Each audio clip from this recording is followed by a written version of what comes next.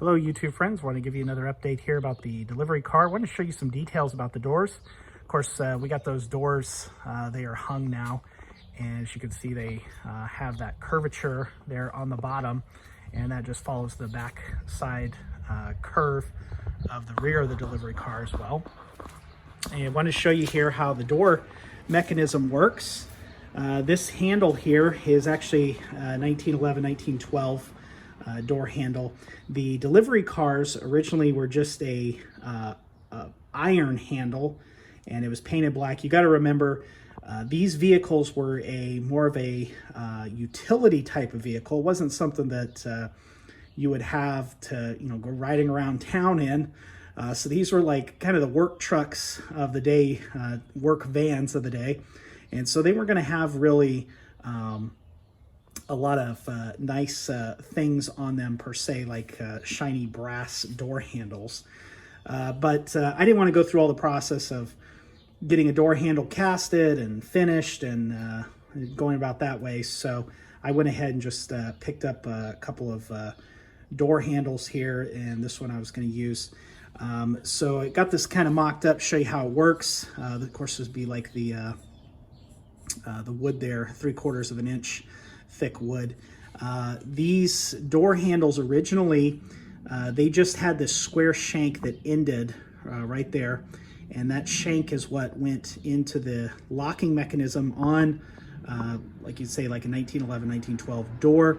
But what I had to do is I had to modify this, and basically we drilled it, tapped it, and then threaded this piece of rod in there, so that it would allow us to put a nut on it and secure it to the door. So basically how this works is we have these other pieces here. This section here, this will go onto the door, and of course it will mount with the screws, so this isn't going anywhere, but it's got this hole in there, and that is the process to allow this to actually turn as that door handle turns either up or down. And so that would go there on that shank, and let me see if I can get it seated in there. So that goes on there, and of course you just have a washer, a nut, and then a cotter pin to hold everything together. But this is how it is shown, how it's assembled there on the plans. And let me see if we can get that in there. There we go.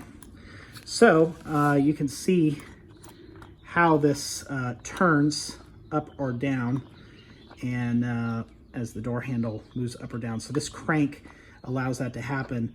This crank I had casted again, had the plans, had a 3D model mocked up for that, then had it printed, and then I had it cast over here in Elkhart, so I was able to get that done. And then these rods here are what allows the doors to lock. So basically these, you can see here, we flattened these out, ground them down, and then drilled the hole, and they basically just slide right back in there. And then there's a little pin that goes in between that hole, and then it's basically riveted over on both sides, and that's what holds that on. So you have one going down, and then you have one that'll be going up. And basically what that does is you got this hole here. So when you turn that handle, if the doors are closed, you turn that handle, it'll allow that to pull up, or up here at the top, it'll allow the other one to come down. And let me grab that other piece here. So this is the locking plate, and here just goes up in here, and as you can see, it's got a hole there for that rod to go up or down. So that's how the locking mechanism works. These here are just simple pieces of metal that we bent, and it's to allow the rods to guide up and down on the doors, to keep things like that. The rod going up will be straight, but this one here that'll be going down, of course, we'll have to follow the curve of the delivery car with the rods, so that'll have to be bent. And of course, when we get here, it'll have to be bent again so it goes straight down in that hole there. So just wanted to give you some things about that. Here's a little bit of interesting minutia about this locking mechanism. When Ford originally built these delivery cars, or had them built, the locking mechanism, they had the handle about middle way in the door, and they had to make a change with that, because what they found out is the doors were opening while people were driving down the road. And the reason being is because the lock, the rod was heavier on the top, and so what was happening is it was causing that to pull down and causing the thing to shift, and the doors would come open.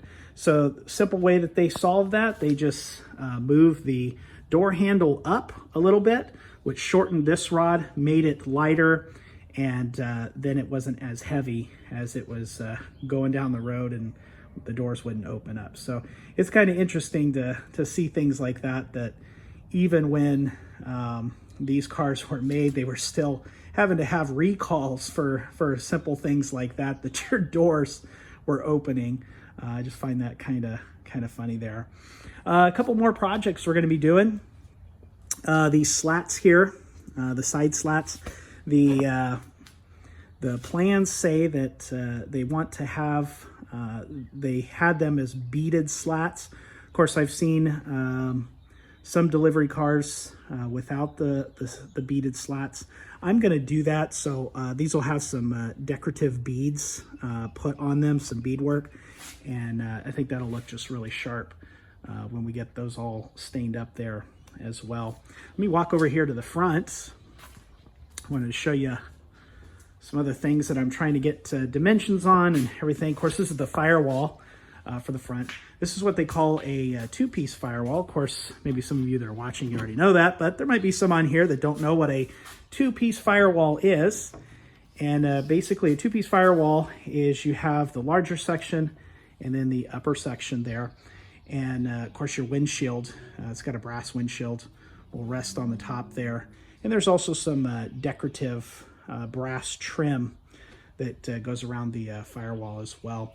So I'm getting these things out right now, just trying to make sure I'm getting all my measurements lined up where they need to be, because I'm trying to get these roof rail sections.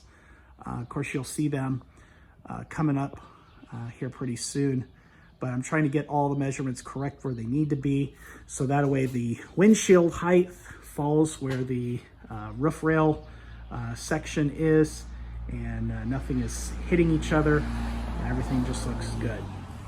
So a lot of just some tedious work, measurements, and some things like that, but we're definitely making some progress as we're working through some of this stuff here. But anyways, we'll catch up with you again. Hope you have a wonderful day. Thanks for joining and watching.